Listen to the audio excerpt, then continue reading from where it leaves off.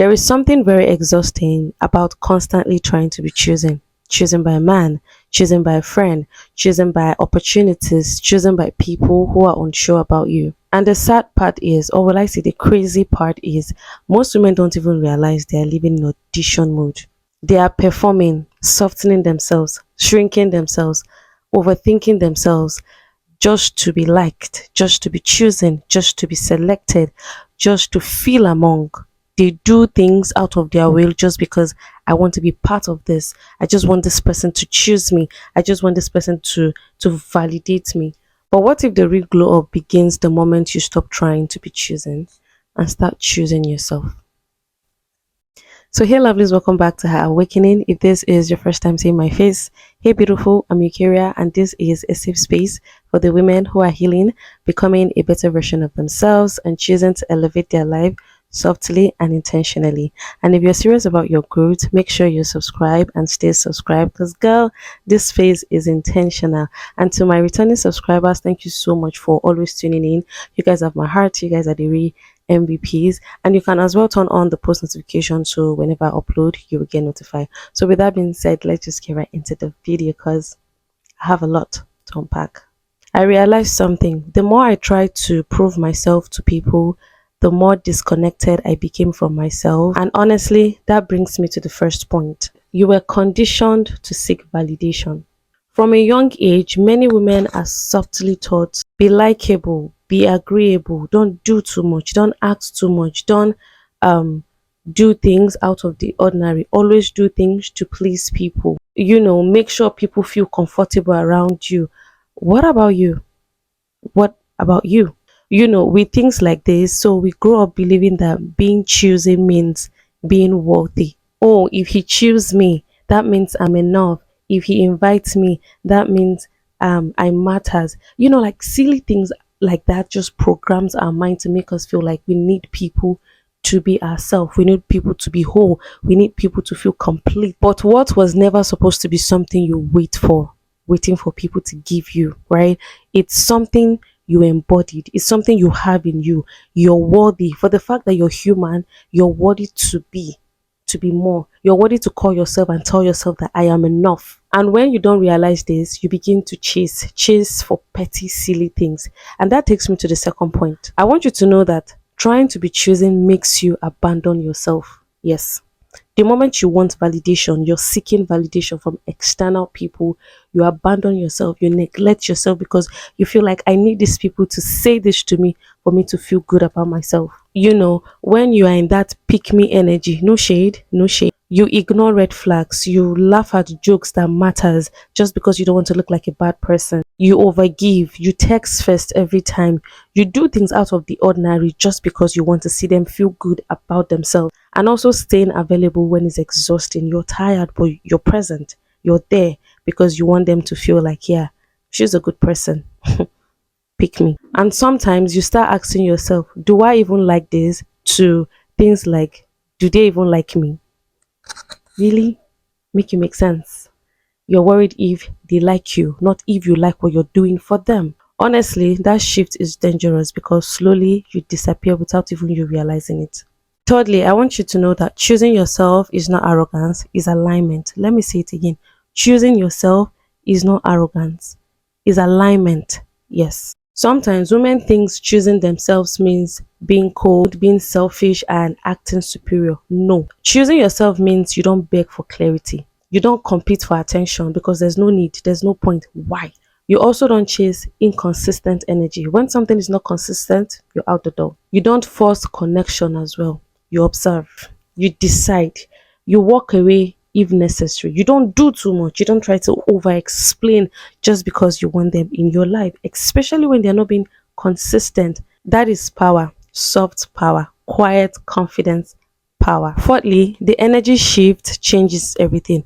When you stop trying to be chosen, you speak slower, you don't over explain, you don't rush to respond, you don't panic when someone moves away. Oh, yeah. That doesn't mean you're a bad person.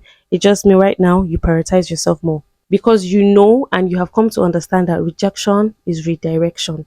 So because somebody rejected you doesn't mean you're a bad person, doesn't mean that you are the most wicked person in the world. It simply means that your energy is not needed in that space anymore and you need to redirect yourself and take a step forward. Oh yeah. The fifth point that I want you to know is high value women, they chooses, they don't wait. Let me say that again. They choose, they don't wait. A woman who chooses herself all the time asks questions like, does this align with my future? Does this align with the kind of person I'm becoming? Does this match with what I'm trying to achieve for myself? Like, does this bring me peace or it brings me confusion? Do I feel secure here? Do I feel safe here? Do I feel like I'm wanted here? These are questions high value women ask themselves in cases like this, in most cases, always trying to understand if they are shrinking themselves or they are growing in that space. So if you ask yourself all these questions and you still don't have a good answer to it, you're supposed to know that that's not your space. So you shouldn't just ask, oh, do they want me? Do they like me? Do they? And start asking yourself, do I need this? Do I want this? Do I want to be in this space? You need to ask yourself this question, not waiting for them to make you feel like you need them. And trust me, if you can ask yourself this question and be honest with yourself, believe me, it's going to transform your life. I know what I'm saying, like from experience. Now, let's talk about why sometimes it's just so hard to choose yourself. Let's be honest, right? Choosing yourself feels lonely at first. I know, don't get me wrong. It's not perfect. You just want to be among people. You want people to see you, you want people to validate you. That's fine. It's slowly at first because you stop overgiving, you stop over explaining, and sometimes you become harder to assess. And when you become harder to assess, people who were benefiting from your lack of boundaries start to get uncomfortable because you're no longer the person that they used to know. You're no longer the person that they used to toil around and play with. And that's completely fine because discomfort is growth. So let me give you 6 practical ways to start choosing yourself. First thing I want you to do is to pause before responding. Yes, whether you're happy or you're sad, because sometimes we tend to overreact or over misbehave just because we're happy. We tend to say things we are not supposed to say because at that moment we are excited about something. And even if we are angry, we tend to overreact. Pause before responding, pause before saying anything. Secondly, stop over explaining. Please stop over explaining yourself to friends, to family, to colleagues, especially people that don't really have your best interest at heart. Stop over explaining. Thirdly, don't chase conversations that fade. Yeah, if you're having a conversation with somebody and somebody just chipped in and want to say something and you're not out, two people are talking together, don't even try to, well, let's say, rekindle the whole thing. Just let it be. They don't want you in that conversation, and that's completely okay. The best thing you can do for yourself is just to excuse yourself. Do not chase conversations that fades. This is so important. Take yourself on solo dates. Please take yourself on solo dates. Make yourself feel good. Validate yourself. I'm going to be making a whole video on self-validation, the psychology of self-validation, coming soon. Yeah, I need to do a dedicated video on self-validation. Take yourself out.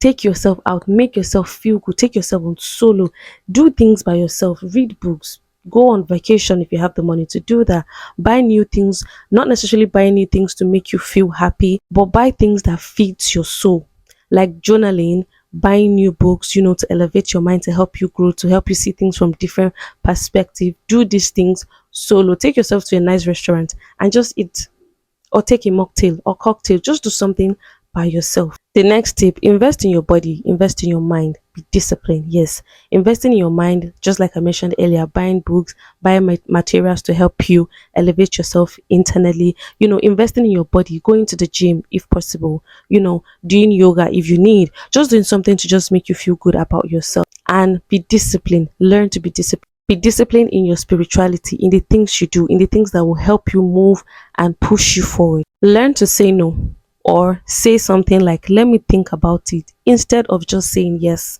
Somebody might just ask you something now, and even if you're busy for yourself, you just say yes because you don't want to look like the bad person.